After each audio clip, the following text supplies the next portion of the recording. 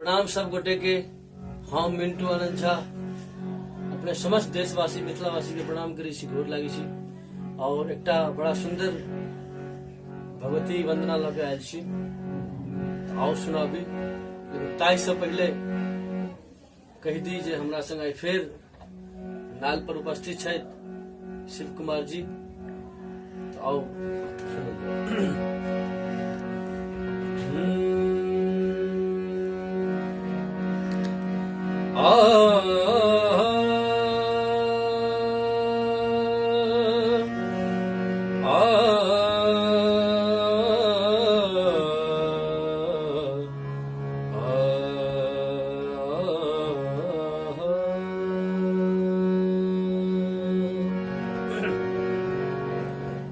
हमर दुखक नाहियो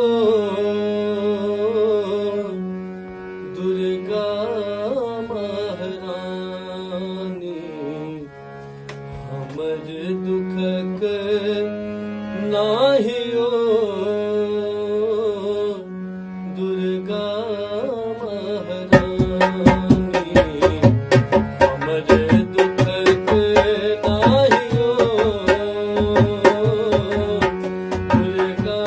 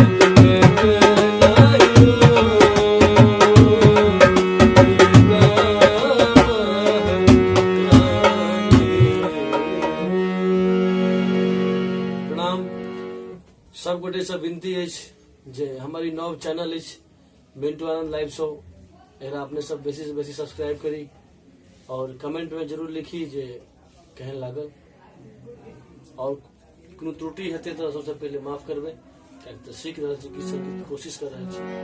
प्रणाम, जय मिथिला।